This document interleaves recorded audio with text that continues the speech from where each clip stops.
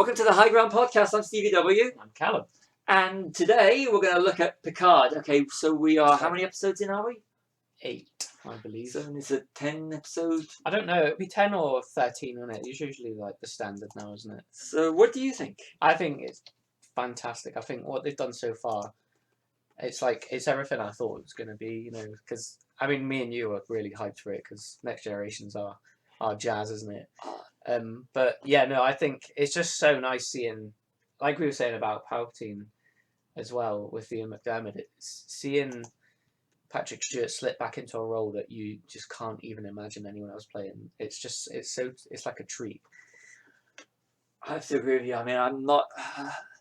Okay, for me, Star Trek. I tried when we got Netflix. I tried to watch the original series. I switched it off, and I grew up with a load of the movies. Yeah. I think the Next Generation movies, to be honest with you, are quite dodgy. Yeah, there's one that I think there's one really good one and there's one not decent. You know, decent one with Generations. But Star Trek Next Generation to me is even more over the original series. Next Generation to me is Star Trek. Yeah, 100%. And I think it's if you're going to see the seasons as a body of work, Next Generation is to me the perfect. Oh, it's great. I mean, season. It sort of completes the arc for each of its characters. You know, like Picard learns to not be a grizzly, doesn't like children, old, you know, moaning old guy, to become a caring sort of. You know, that's the thing about Next Generation as well. It feels like a family. Yes. You know, like each member of that family, like an episode's about them and how they resolve like that issue. You know. And how they all complete their arcs. You know, Worf becomes a Klingon, but he learns to stay true to his human roots. You know, Troy sort of reconciles with her mother, and Riker learns to be like a good leader, but a good friend to everyone as well. And it's like, and you know, I think the only one that was left sort of unopened, but that was good for the point of the story, was Data, because you know the films were going to expand on him becoming more human, and it's nice that they've got the. Oh, spoilers! The link to Data in this actually through his daughters. I mean, with Star Trek is, especially with the Next Generation, is that with the season series. I mean, I watched Deep Space Nine, but I could never get into the others because Deep Space Nine to me either had great shows or terrible. There was no middle ground with Deep Space Nine. Yeah, see, the irony for me is Deep Space Nine has the best Star Trek episode in my opinion. But you are right; some of it's dog rough. And the rest of it is great. There's no middle ground. Sorry. And I find that I never been able to get into, you know, even the Netflix one, was it Discovery? Oh yeah, Discovery was okay. I think this is gonna blow it out the water though, because you know everyone was really waiting for this. It's perfect science fiction, and the thing is, and it's perfect Star Trek, and I mean, even though he's went on to great success as Professor X, and if I'm right, Bullock, in American Dad, you know, you're not thinking of all these other of these other characters when you see Patrick Stewart in Picard. He is Jean-Luc again, and you know, when I was watching the one with Troy and Riker. Oh yeah, I was actually got to me. I didn't expect it. Nice. I mean, the fact that they even went to the idea of them losing a child was really, you know, because Troy and Riker were like the sort of the sweethearts, weren't they, of the series, and it's lovely. And you know, I was really pleased as well to see 7 of 9. Because even though Voyager was probably the weakest, she was the best part about it. You know, like she gave it a new life, essentially. But it's nice because the dichotomy between her and Picard as well, because they've both been humans, then Borgs, then humans again. You know, it was good seeing her again. I get the feeling that she leaves like a calling card, doesn't she, for him? If you ever need help, call this. And I was thinking, spin off in my head like right away. I always saw, because I was never a Voyager fan. No, I mean, again, Voyager has some absolutely fantastic episodes, but then it is outweighed by a lot of really bad ones. Also, when they introduced her, Jerry Ryan 709, that was a way just to get the 100%. the But it ended up being a good character to write because she was a really good. She gave some good sort of, some really good like story arcs to go around, and I don't think it was even intentional at first. I think like sort of stumbled across it. I was gripped from where it's going, like you said about data, the Yeah, use of data as being the catalyst. yeah. It was For clever. these, it was brilliant, and actually having Brent Spiner back. Yeah, Was, and not have the have the guts to keep him killed. Yeah. dead. I did think when I saw him in the trailers, I thought, oh, they probably just downloaded him into a that prototype one from Nemesis. Yeah. But they do explain in it that it didn't work and that his consciousness is basically gone. So I thought, well, that's pretty good actually, because they didn't just revert back to or lore or some other. lore, I don't know whatever happened to the character. I just remember. I don't know Star how Trek many Generation. prototypes Doctor Stone's meant to have made, but yeah, no, it's. I think it's shaping up to be a really good series, and I think so far it's been fantastic. I saw on a YouTube video where Patrick Stewart was on a talk show hosted by where Whoopi Goldberg's one of the hosts. Yes, they're live on to actually appear in season 2, and that's brilliant. Oh, okay, and yeah. So Diane will be back. Yeah, because I mean, she was a really good character as well, because she was like a foil for if there's a problem, like you'd always have a character come into her in the bar and say, "Oh, I don't know what to do," and she'd say, "Well, why don't you try it this way? I've been around for a long time."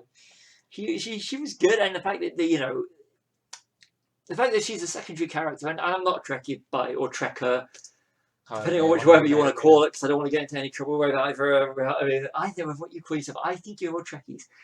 And that's just not because it's always been Trekkies to me, and Trekkers because of the documentary, isn't it?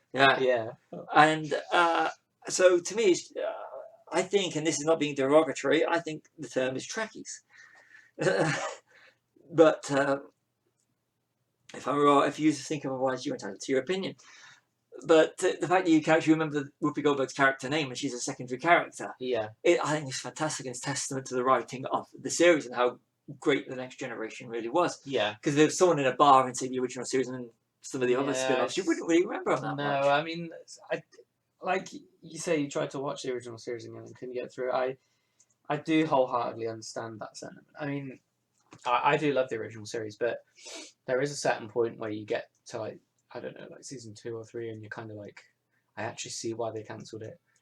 And not in a rude way, but if we did just have the first season, the first season had the greatest episodes. Some of those first season episodes are still gold, like television gold.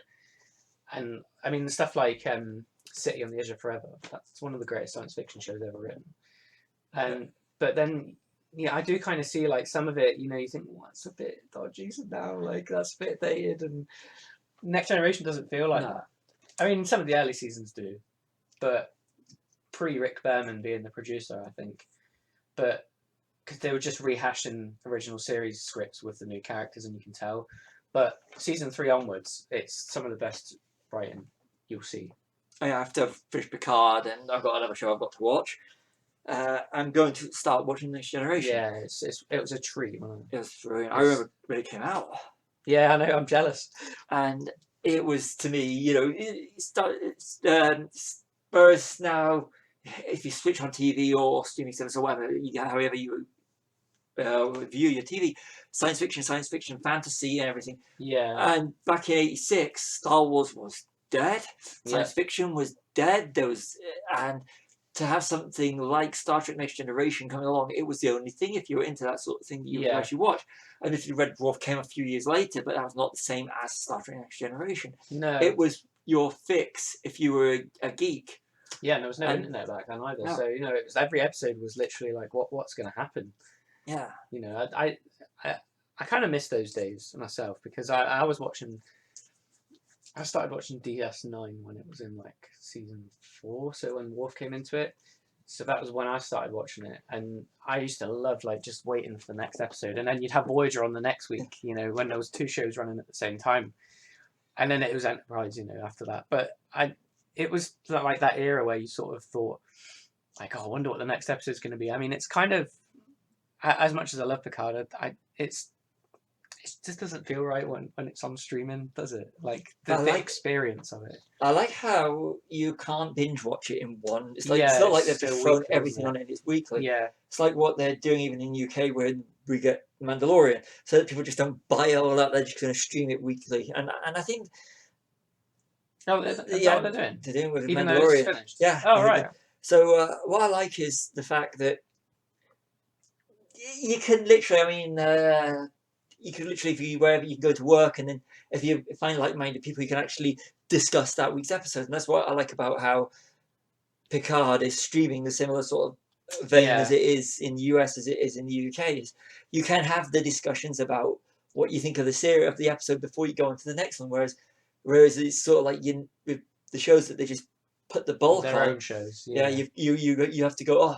Oh, have you seen the new such and such? Oh yeah, I just binge watched season 9. And Yeah, then- and you then- think, oh then- right, I've only but seen the first then episode. you've got So all Yeah. these basement dwellers yeah, that will binge watch all 10 plus or how many episodes there are in one day. They take great pleasure of going on the internet and telling the whole world about what's going to happen next. yeah, And that's one of the things. If you're listening to this and you're into Picard, there are spoilers. I'm going to say it now, like you haven't Yeah, yeah. already. But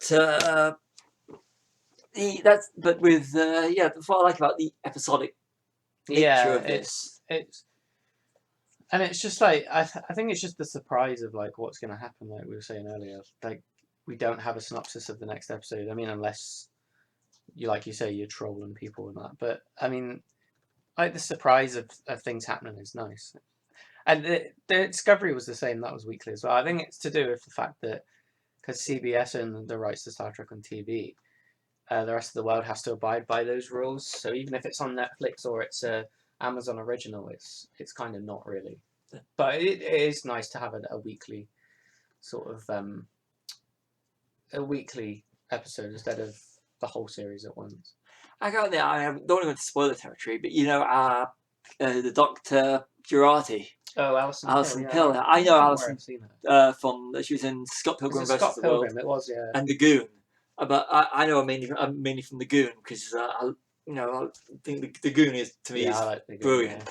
And to see her and the arc that her character's taken is like wow.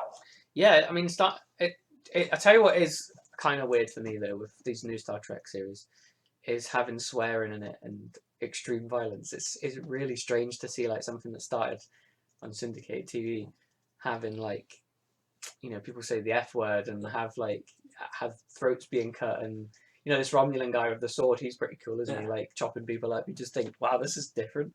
Elnor, that's it. Yeah. Evagora. He's pretty cool. I like him. Yeah, and how the Picard, by thinking he's doing right, he'd made mistakes. Because I mean, you always have this view of him being like this guy with like this solid moral code that would never do anything wrong. But then he does have like his flaws, even in Next Generation. He starts off as like quite an unlikable character at the start.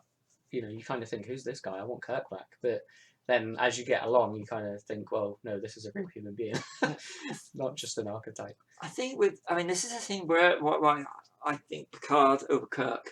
Oh yeah. Is that when you watch Star Trek, and I just want to point out now, this is not me disrespecting Star Trek, the originals, because I consider Star Trek the motion picture to be a fantastic piece of filmmaking. Yeah. I think Gene Roddenberry and Star Trek crew ahead of the time when they were preaching conservation with Star Trek 4, The Voyage Home, and killing off Spock in Star Trek 2. Wrath of Khan's got from 1 through to Star Trek 4. You've got perfect science fiction movies.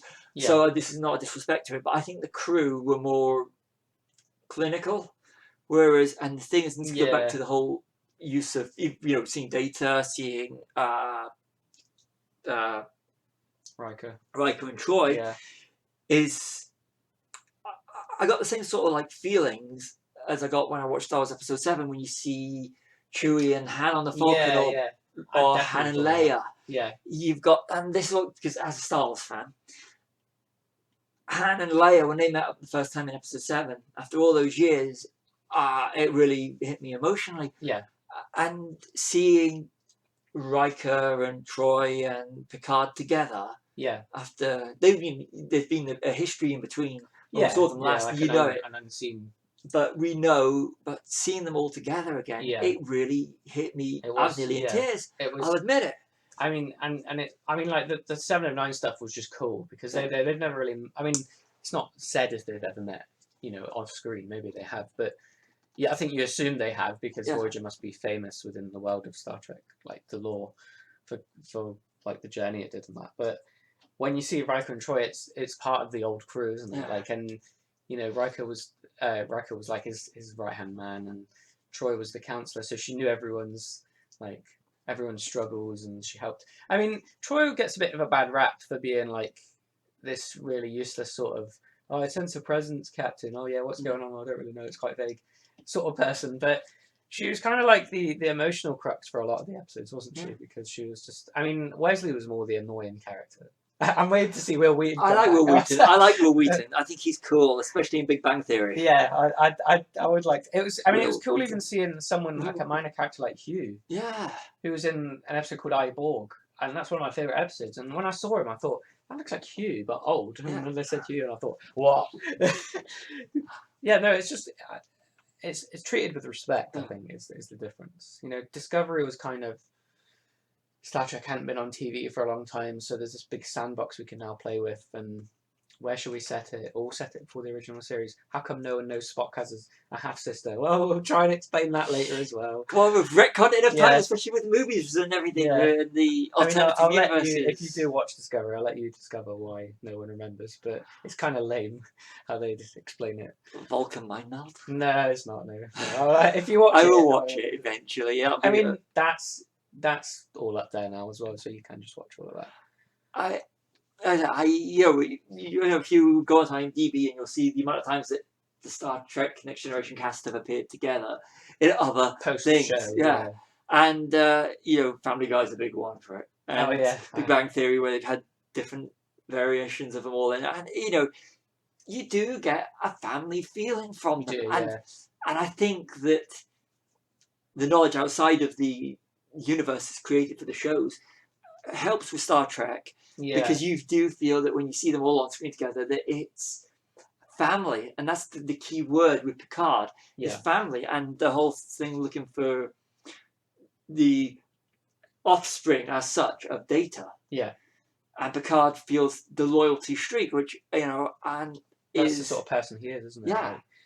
And I think that to me hammers home, and it is to me is you would go out the way to the person that you owe the debt to, or you feel that you owe the debt to, even though he was synthetic. Yeah, but I mean, he saved Picard's life, didn't he? In Nemesis, I mean, didn't save him from a shitty movie, sadly, but no, it's just I know what you mean though. Yeah, and also I think like the thing with Next Generation and like the family thing with DS9 is the only other one I think feels like a family as well, because you have that large. In those two series, there's no specific time period for them saying, like this is 1 year after last year. You do feel like time has passed quite a bit in the Next Generation and DS9, especially in DS9 because of the war happening. But you feel like there's more time for that family to grow. Whereas I think with the original series, it's so random and there is no real passage of time. And the Stardates didn't mean anything back then; they were just made up bullshit. And then Voyager is a specific 7 years. They say it's a year after each one.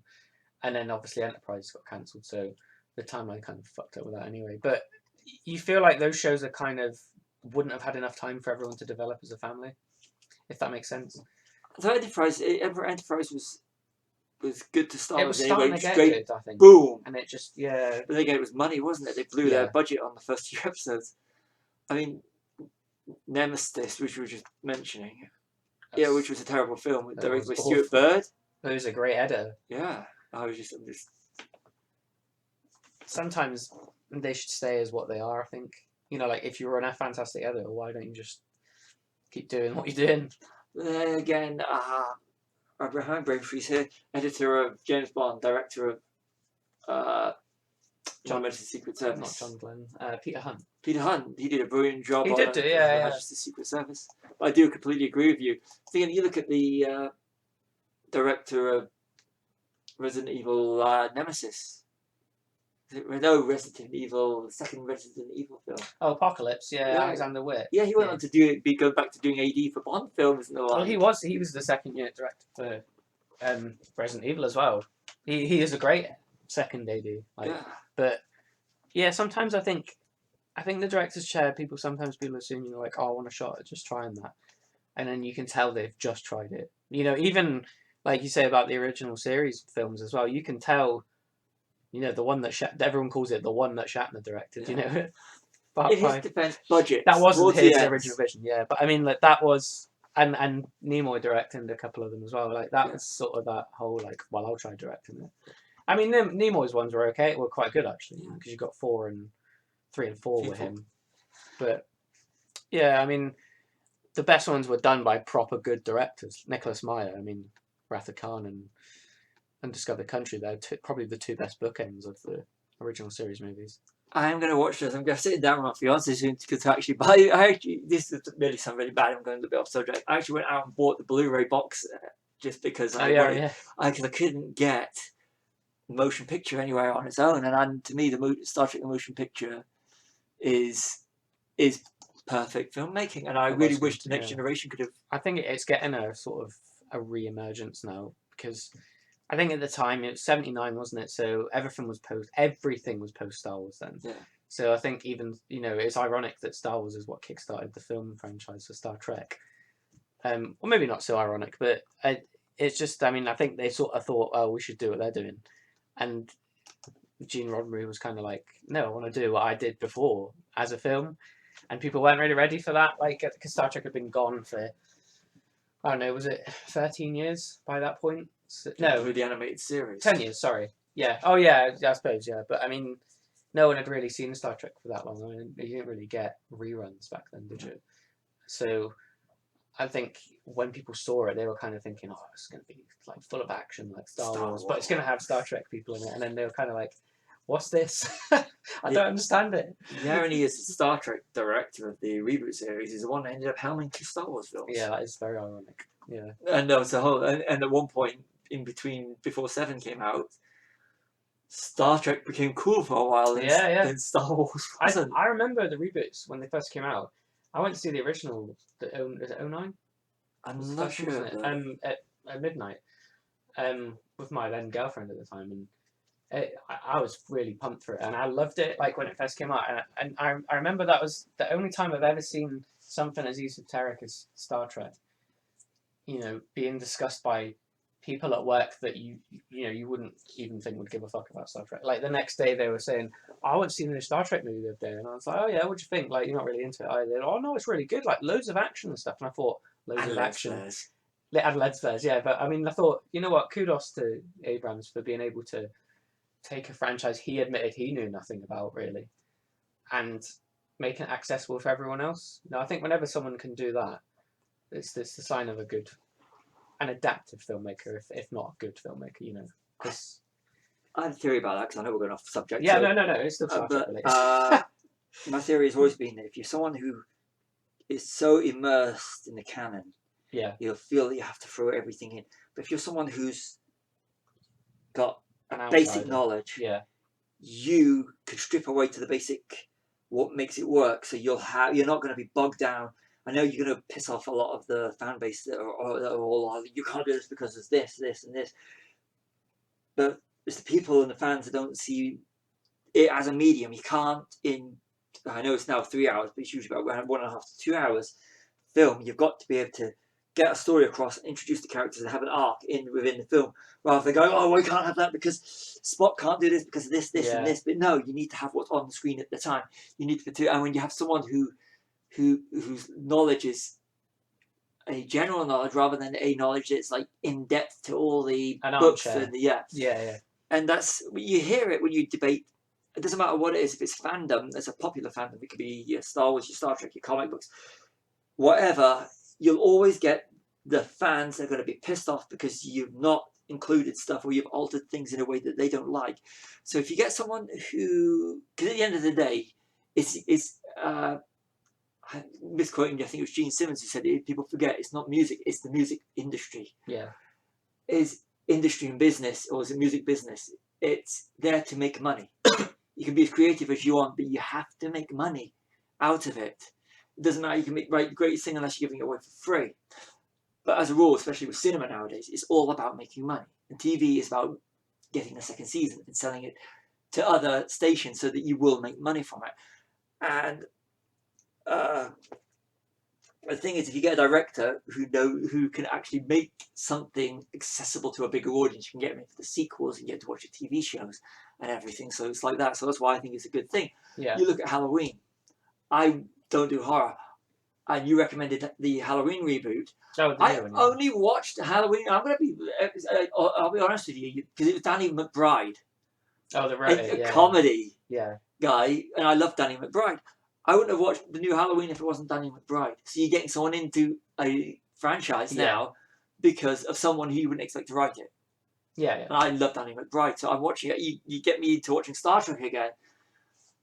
And it's like if they do another Star Trek movie, do the JJ ones. JJ, it wasn't because of JJ, it's because you got Simon Pegg in it. You got now Zoe Saldana. Yeah. So you got Simon Pegg, Zoe Saldana. That to me is a gateway into these Star Trek movies. The casting was really good in those, actually. Zachary Quinto was perfect as well as Spock. You know. No.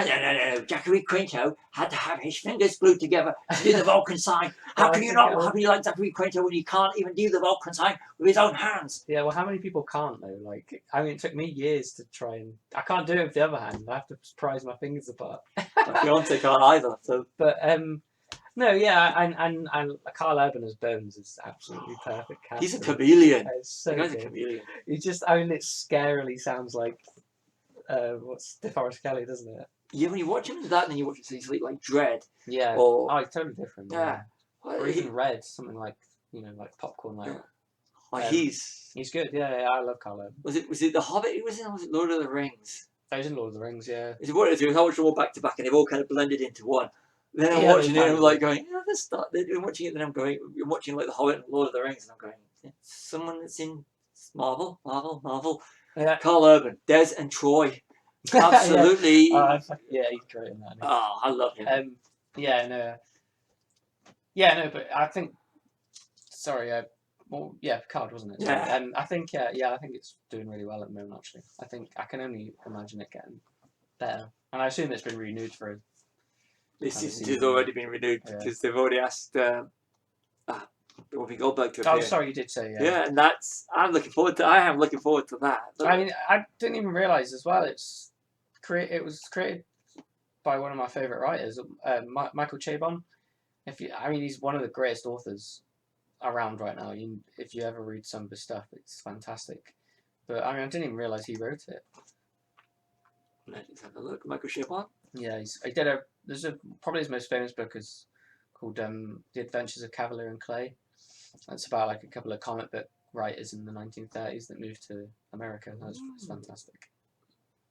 I am tempted. He also did the screenplay for John Carter, which I think is absolutely effing brilliant. He's on 2 soundtracks.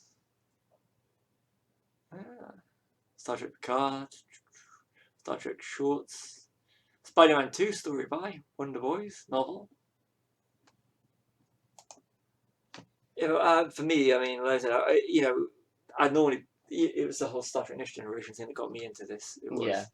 The casting is, it's quite good. It feels like a natural extension of Next Generation. That's why it's so good. I think it doesn't feel like they're sort of, oh, here's some fan service. It is actually, it's just Picard's next chapter, as an older guy. And to me, it was logical. The cameos so far have all been. Like you said about it feeling like Han and Leia from episode 7. Like those cameos didn't feel forced. And the whole first episode with Soji and Daj, it was characters. Yeah. You don't see what's coming. Yeah, no, it was. I think everything on it's been really good so far. I haven't found anything. I don't think that's been bad about it yet. No, I mean, it's it's one of the ones that you want to watch because you want to see what's. I'll be honest, because it's weekly, and I've been watching it. I binge watched Hunters. Oh yeah, and towards the end of Hunters, I'd switched off. Oh, really? The last episode, I switched off. I completely switched off. I mean, when I say I switched off, I mean it's like if they do a season 2, I don't really. Not really bothered. Not really, no. But I like where they're going with Michelle Hurd's character. Yeah, is she not out of Daredevil? She's in That's her in Daredevil. Daredevil, yeah. She's in Daredevil. Star Trek Picard, Blind Spot, Lethal Weapon, which I don't watch the TV series. No, I don't like the TV series. She was Samantha Reyes in Daredevil. Yeah, I thought I'd seen her, yeah. Jessica Jones.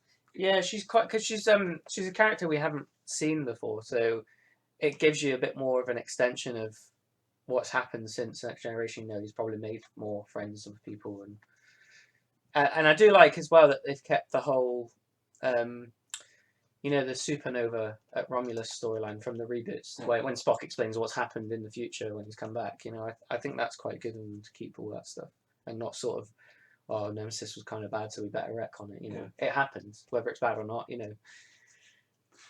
But that's good when TV shows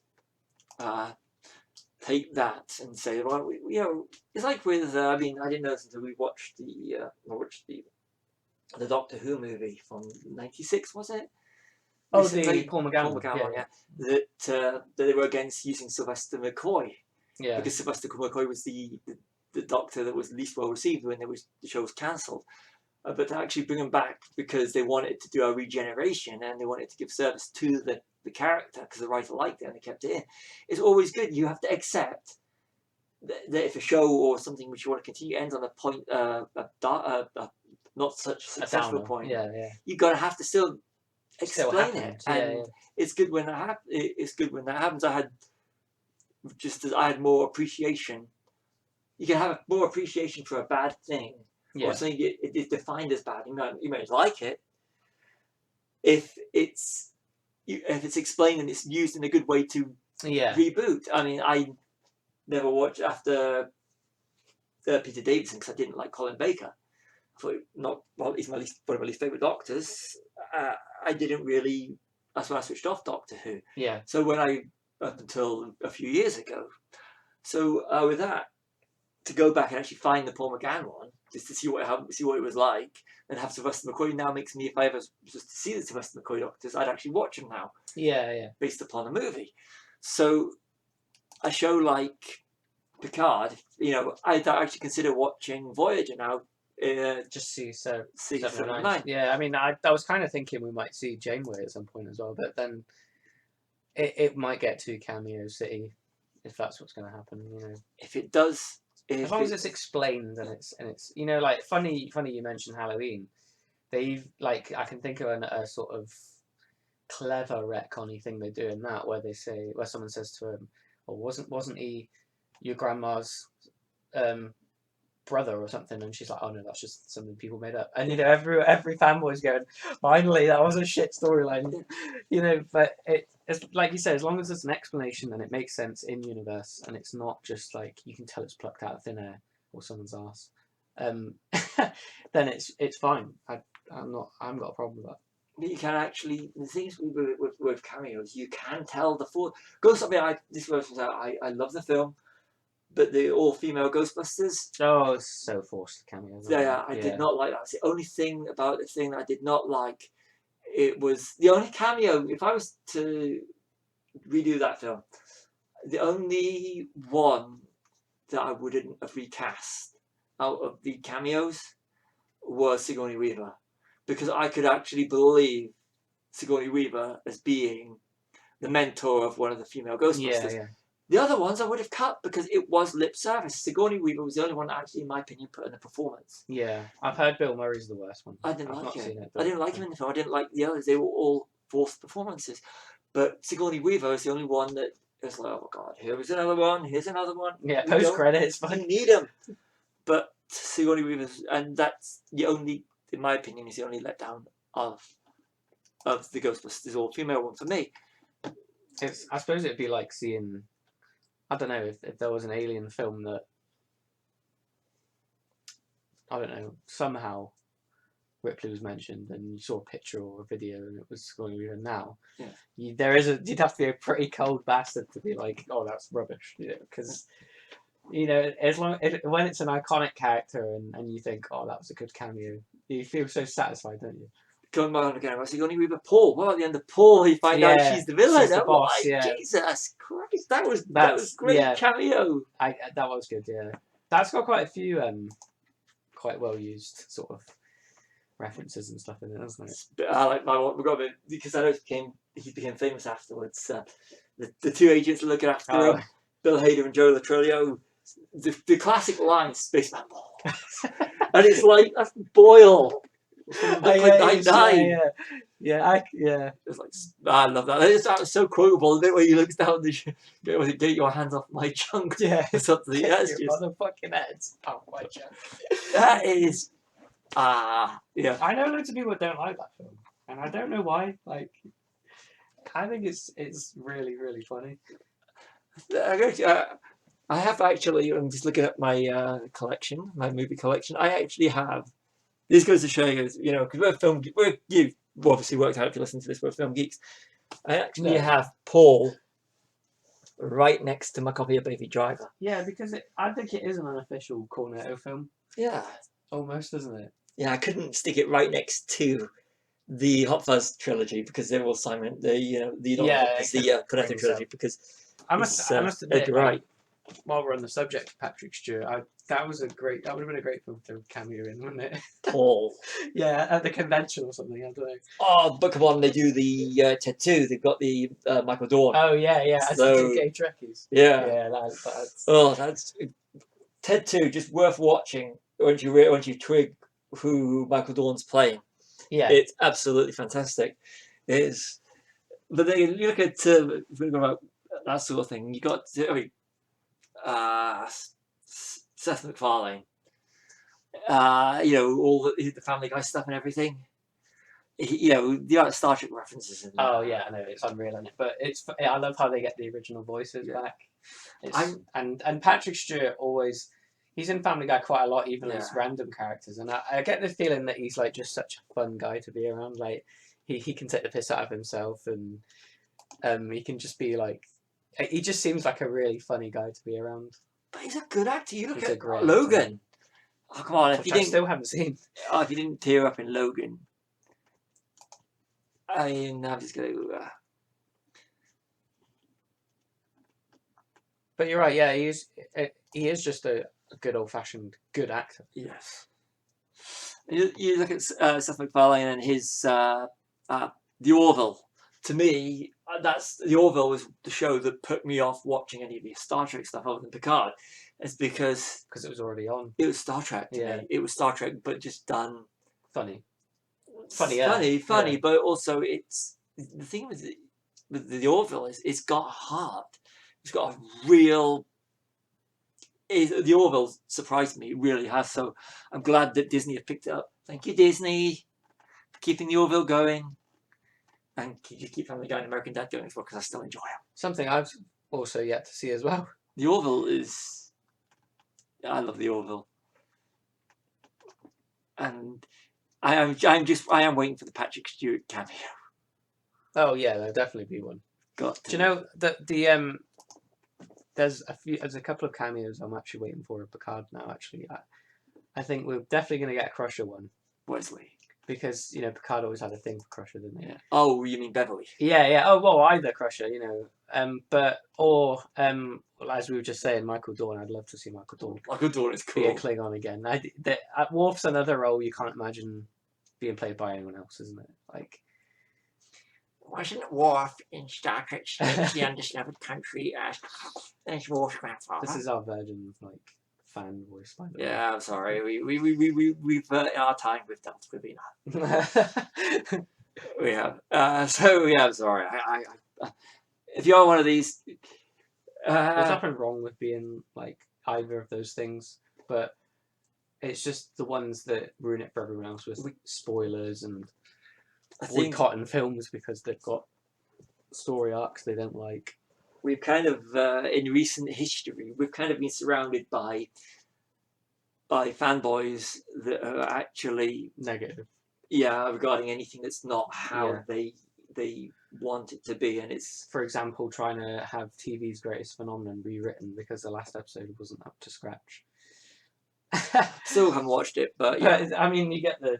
I That mean, annoyed even me. you said to me, I didn't wound you, me like up. you liked that George Martin and Sophie Turner said, you know, millions, thousands of people put their like livelihoods into this show, and you're just shitting on them. Yeah, I don't watch Games of Thrones, and I will eventually watch it. But it was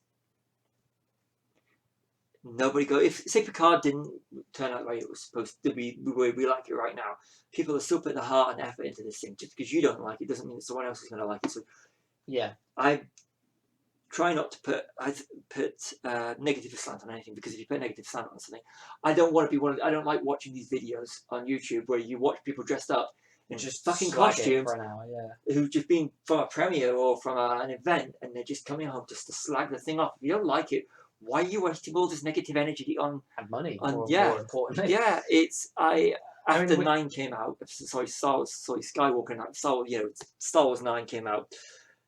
I just went online just to curiosity's sake, and then you see people dressed in costumes slagging off. Why did you get dressed yeah, up? it's You knew what you were going to hate going into it. It's just weird, isn't it? I think like sometimes I don't even believe that they think it's shit. I think they're just saying like this is such a thing now with people that they have to have this negativity on video now that these people don't even believe what they're saying. You know, like it's a character.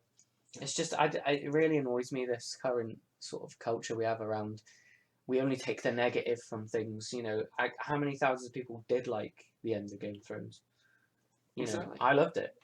You know, but all I went into at work or online was, oh, that was fucking awful. Like, the whole show's ruined. Is it? Like, the whole show's all 80 episodes or however many there are is ruined because of one episode. I've never seen a show ruined from one episode. I've seen a show ruined from an ending, Lost, but there's usually more overwhelmingly good episodes in a show than there are bad. So why are you just focusing on one bad episode? There's plenty of bad episodes in Next Generation, but it's a fantastic series, and it always will be. I mean, why does everyone remember the original series so fondly? There's more tosh in that than there is. You know, I know it did it first, but it's just I don't know. For me, from the really first. For me, with the original Star Trek, there's a lot of baggage involved with it, because it's Definitely, yeah. It's and this is the reason why I don't like slagging off the original Star Trek series, because it's did a lot of good. It did a lot of good for civil rights, in terms of, you know, the first interracial kiss. You've got a lot for a future in which peace and harmony and everything. And to me, I cannot even though I'm not a fan of it. Yeah. I cannot slate you. I cannot in from as a lover of film and of television. I cannot slag the show off, because its cultural impact is second to none. And what Gene Roddenberry was trying to put across was positive. So I cannot, if there was something about it I didn't like, I would not be coming in here doing this podcast about why I don't like Star Trek. It did more good, and anyone that can't see it. Roddenberry, like, he was a bit of a complicated guy. I mean, I think he was a bit of a twat in real life, to be honest. But like, to actors and to studios rather than as a person. But the general message of Star Trek, was like, I mean, what more could you want? It's a utopia where there's no money, there's no poverty, there's no disease, there's no war. I mean, there is war, like, you know, between species, but there's no war on Earth, and, like, you know, it's a perfect place. You know, people can work, but they don't have to if they don't want to. You know, like, there's no pay, and it's just, it's really nice. Like, I think there was a famous quote that Jonathan Frakes took from Gene Roddenberry, that he didn't really understand, like, the world of Next Generation when he came into it. So Gene Roddenberry sat down and he basically said, like, there's no money, there's no greed, and all the children can read. And I think that's that's a lovely message. Like, why can't the future be like that? Like, you know, all these other visions of the future, and the Twilight Zone, and, you know, things like that, they're so depressing and downbeat. I mean, even, like, some of our favourite films, like Blade Runner, I would not want to live in that world. And I scarily think it is getting like that. But it's just, it's nice. It was nice to, I mean, everyone thinks Star Trek's a bit namby-pamby, because of all that stuff. But I think it's really nice to see everyone gets on, everyone does their job as they're supposed to. There's no greed for money. There's no, you know, I mean, they had to kind of introduce things like greed with the Ferengi and war in Deep Space Nine because it was getting a bit sort of, well, there's no real conflict here because it's utopia. But no, I think you're right. It is important, and that's probably why the original series is remembered so much. I didn't even think about that. I think as well. You're about about not needing to work and everything. It's I'm not a gamer, so the whole thing about going around shooting other people in fiction and everything is, it's like, yeah, I've got good, blah, blah. Yeah, it doesn't appeal to me. I'm more of a kind of pacifist by nature, and it is the whole, why can't we? Why shouldn't everything be? Yeah. I was saying to you before we started doing the podcast about how I'm debating doing a video for my other channel about a beer. I didn't like the beer, and I don't like how I feel that the marketing of the beer is wrong. Yeah. And I'm still debating whether doing it because I don't know if it's negative energy or am I doing a negative energy for the positive thing. So when it comes to doing things, I do actually think about, is this going to be a negative thing, or is what I'm doing positive from a different standpoint? Am I, and it goes back to the whole Star Trek thing, is that it's better to bring out love than hate, but love as a rule, if you watch all these videos, especially the one, I can't remember who the guy's name is, who slates all the angry dude, whatever the F word's name is. Oh, Angry Joe. Yeah, it's sort of like he does it just for viewpoint, and I don't buy into that bullshit. There are some like internet personalities that are really switched on. I mean, I think one that comes to mind is James Rolfe, the Angry Video Game Nerd. I like him. I think he's really, he knows what he's talking about, and it's not just it. He understands that this is a character, this isn't me. And when it is himself on the videos, you get that sort of sense that he's just a guy that enjoys talking about films. He's not just talking shit for the sake of talking shit. I like him because when he does the Angry Video Game Nerd and he does himself, and when you can see the difference. Just want to quickly go on to another thing, which is slightly off, but about how the Haters, which is the latest season of Doctor Who, season 12, to me, you've got some really genuinely good episodes. I mean, me and my fiance, when Sacha Darwin was in Spyfall and returning for the Timeless Children and Ascension of the Cybermen, there were things in those episodes, the Ascension of Cybermen and the Timeless Children, where some of the locations they were using was just, me and my fiance were like, we know this place. And having Sacha Darwin from Iron Fist and the 50th anniversary and Adventure in Space and Time, we were like, this is good. And some of the other episodes of the season, which were on point for me, but you've got all these other fan bases that are slating off for because I don't like this because of this and this and this because it's changing the history. It's almost like everything has to move forward. Yeah. And I don't like that. And I bet you there'll be something in Picard that's going to have someone out there that's actually going to slate it. Yeah. But for me, why has it got swearing in it? Yeah, you'll find something because you've got to have some haters going to go out there. Post 1987 syndication. And it's kind of funny, these people that are going to hate Picard are going to be the ones that actually latch onto how great they thought Insurrection was. Yeah. And how great they thought Nemesis was, which is a terrible film. Yeah, so is Insurrection. Yeah, I actually didn't watch that until it was on the movie channel, so it's one of the few that I didn't actually... It's weird, because Insurrection is like the opposite... It's like the similar but opposite polar view of motion picture, where... and Star Trek Beyond's another good movie example of this being done, where there's a Star Trek film that feels like a long episode, rather than... like some of the films have an arc that they're going through, like you said about 1 to 4, 2 to 4 mainly, arc sort of like a mini trilogy, 2, 3, and 4, because they're dealing with Spock coming back to life, I think the motion picture's good for me because it's like a contained episode, like the TV series where you get contained episodes and there's no spillage into other episodes. It felt like that, and I thought Star Trek Beyond was really good for that. It felt like an episode. As if JJ's films were a series, whereas Insurrection's like a bad example of that, where it's just sort of like, we haven't got any idea, should we just do an episode? Like that sort of thing. Gotta keep Star Trek alive. Gotta keep Star Trek alive. Yeah, what can we think of? Yeah. Yeah, no, but I think Picard seems to be doing the whole. I mean, all TV series do like serial drama now, don't they? Where it's carrying on for the whole series. I think you can't get away from that now. But I'm intrigued to see with where this whole synthetic thing's going. Actually, Yeah, I mean, will it be? Will Daj, is it? yeah, Will and they, Soji. yeah, will their characters just be just one season, and will they move on to something different? It's gonna be. It's gonna I've be. got a feeling there's going to be a Brent Spiner cameo again in the finale. I don't know why. I just think As long as maybe Data isn't dead, but if he is, then that's cool. as long as they just don't do the whole lip service thing, you know. Yeah. But I mean, it would work if it was Law as well. I can't remember. My Next Generation is quite rusty now. I can't remember if he died or not. But yeah, no, I just think it's going in a good place right now, and I can't see it going off the rails, to be honest. I see it whereas I see it more. You know, it's one of these prestige series rather than the others. Yeah, The other shows are just it's Star Trek. This is like yeah. this is Discovery's kind of like that. yeah. Like it's just because there was no other Star Trek on. That was what we had, kind of thing. I think that it's. I mean, I think it's the legacy that it is. I mean, Yeah.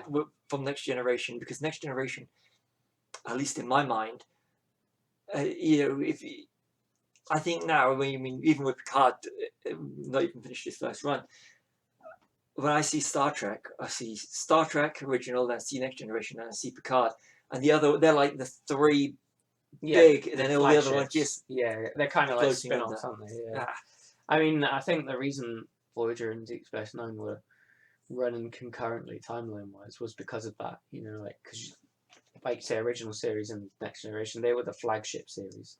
You know, that was the original was like the show that started it all, and the Next Generation was 8 years later. It's the next Enterprise. You know, the next I don't know, the third Enterprise, whatever it was. fourth. Fourth, is it fourth? I can't believe I know that. It's Yeah, the it's the fourth. SEC I know, no, 1701 it's the D. fifth, isn't it? Because the A is separate Okay, from fifth. yeah. It goes all the way to J as well in Enterprise. Because they have a future visit from some guy, and he's like, "Oh, you're on the Enterprise J," and everyone's just kind of like, "Okay." we know D that get blown up in when they released the saucer section. Yeah, in Generations. Yeah. Yeah, that's quite a cool bit actually. I like that bit. Yeah, I was mourning that ship when I first saw it. And you know the reason behind why they dumped the original D, don't you? That sounds really rude. Because the sets didn't look right on a film camera. If you watch Generations now and then watch an episode of the series, I think film cameras are different and lighting's different for TV than it is for film. I understand. So when you watch Generations, it looks really dark, and it's because the Enterprise D set wasn't built for film cameras. So they thought, oh, upgrade, and that's why you have the Enterprise D. Poor D, look at Yeah, I know. Original NCC 171 lasted at least till the third film. It did indeed, yeah, and it was the refit as well. Yeah. So kind of the second ship as well, isn't it? Oh. Nice. But you feel sorry for when they blow. It's almost the character, isn't it? Yeah. The Enterprise. I think it's one of those iconic spaceships, isn't it? Like the Millennium Falcon, that it's more important than the series itself in a way. I think. For me, Enterprise, you've got the Falcon, but in Star Trek, you just got NCC. You got the NCC 1701, and you got the NCC 1701D. The other ones that are in between, you don't really. Yeah, they happened. That's enough to know, isn't it? Like it's just. It's like things like on Lord of the Rings, Middle Earth is almost a character. You know, like them sort of integral parts of the series that if you took them away, it would be weird. Although it's not too weird in this one because there isn't really. They have a ship, don't they? But it doesn't quite feel Enterprisey yet. It's not like, a character. They're going around the galaxy in it. I mean, it'd be lovely if we could if they go to somewhere and there's an Enterprise that they take or something. You know, or the Enterprise of that time. Yeah, that'd be cool. But then we're getting too fan theory-ish, aren't we? But then again, the argument would be then, how come they just seem to pick up a ship and they've got the Enterprise on it? Yeah. That's too coincidental. Yeah, I suppose. They would be nice though, just to. If they're in a shipyard and they decide what they're going to pick, and you'd have to have a Galaxy class or something. Yeah, you'd have to have. That would be a good way to introduce Data back into it. I mean, Geordie LaForge. Oh, I forgot about Geordie. Yeah. You've introduced him on another Enterprise. Yeah. So. Because we presume everyone else is a captain by now, don't we? Oh, sorry, we're talking. As soon as we're talking about Picard, I've just got to go. Picard is not gay. He's British. He's British. If you ever see fanboys, get a chance to see fanboys do it, it's a just life-changing experience. I mean, I'm trying to figure out how I was going to work that quote into it all podcast. Because fanboys is just brilliant. He's not gay, he's British. Wow, fanboys is. It is funny, yeah. And it's just the Shatner cameo as well, isn't it? How did you get that? Because I'm William Shatner. Like, why else would I not get it? It's William Shatner. I mean, that's one thing I do not want to see in Picard or any spin-offs is William Shatner again. Even though I do like William Shatner. Oh yeah. No. Shatner is like the opposite, the other side of the coin for Picard, though, isn't he? Like he's another guy you can't imagine. You can't imagine that character being played by. I don't know. Chris Pine played him, hasn't he? But you know, I don't know. It's weird because you don't really think of him as anyone else, do you? William Shatner. No. I mean, T.J. Hooker and that, didn't he? But not really. Nah, yeah. I mean, I do. William Shatner is, he's good. He's a man, isn't he? Yeah. But not unless not in Picard. No. No, I mean, I think the reason they got away with having Spock in the Next Generation is because Vulcans are meant to be older, aren't they? So he worked in the in the reboots as the kind of like the character that sends the show off to the other people. In a way, I always thought Star Trek was more Nimoy's show anyway than it was. Like I know loads of people that are like, oh yeah, Captain Kirk, changed everything. Like, well, I think Spock's more iconic. Yes. I don't know why. It's just he seems the more iconic sort of character, doesn't he? And it was good seeing Bones in Farpoint. Yes, yeah. Well, there's like a tradition for each of the series back then that the pilot would have a character from the previous, because Voyager had Quark sending, at DS9, and then DS9 had Picard in the first ever episode. So it was like them kind of sending off like our show's done, this is your show kind of thing. I thought that was really good. And then Enterprise just had I don't know if I had anyone. Oh, I had the guy that played Zephyr Cochrane. Was it James Cromwell? Yeah. I think it's kind of funny. I didn't actually think we'd be talking this long about. No, I didn't either. Star Trek. So it is a deep subject, isn't it? And I think that eventually, when I've gone through the box set with my fiance, we will be doing another Star Trek one. Yeah, definitely. Well, I think we'll probably do commentary for each one as well. I would be up for that. Yeah, I'm just looking forward to.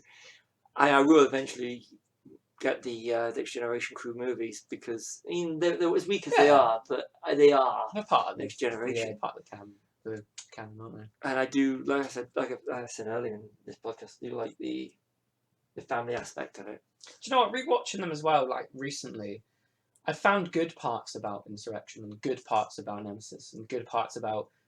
I've always liked Generations. I think that's just like I've always thought there was a special sort of part of that. I think because it was the first one I saw in cinema, maybe. I can't remember, but you notice things you didn't notice before, like, oh, that's not bad actually. Like, I just thought the whole movie was shit at the time. I actually know which ones. I'm talking big screen. 5, 6, 7. Nemesis. And the 3 reboots. First Contact. Yeah, that's all. Oh, you said 5, 6, 7. Sorry. Yeah, so I saw. No, I saw that. I'll get it wrong. I saw the Five Frontier. Yeah. Next Generation. Sorry, Five Frontier Generations. Oh, did you not see Undiscovered Country? No, I saw that on DVD. First Contact, Nemesis, and the 3 reboots. Yeah. But 2 of the reboots. Out of the 13 movies, is it? Yeah, I think it is now. 13 movies. My favourite one is still, after rewatching it a few years ago, is still the motion picture. But you? Yeah, I'm a little bit more boring. It's probably Wrath of Khan. Everyone's favourite, isn't it? I do try and be different, but I think that's so much of that film sort of summed up for me. You know what? It's been a while. The greatness that it could be, kind of thing. It's been a while since we've done. I'm going to just throw it out here right now. I expect this to happen in a couple of months' time because we're going to sit down and watch these 2 films now. It looks like we're going to have to do this. Star Trek, the motion picture. Yep. Versus Wrath of Star Khan. Trek Oh, Wrath of yeah, Khan. Franchise Wars. Yeah. Franchise Wars coming soon. Discipline going to do those two. Well, I've got Wrath of Khan, haven't I? Yeah. We haven't done one of those in a while. I'll be flexing those compliments of Ricardo Montalban's fake or not fake chest muscles. Well, Ricardo Montalban is good. Yes, he is good. Yeah. So, overall, I'm really enjoying Picard. Yeah. And looking forward to seeing where it's going to go. Yeah, I think we're in for a treat. Okay. I'm Stevie W. May you all live long and prosper. Callum, yeah, signing off. See you all soon.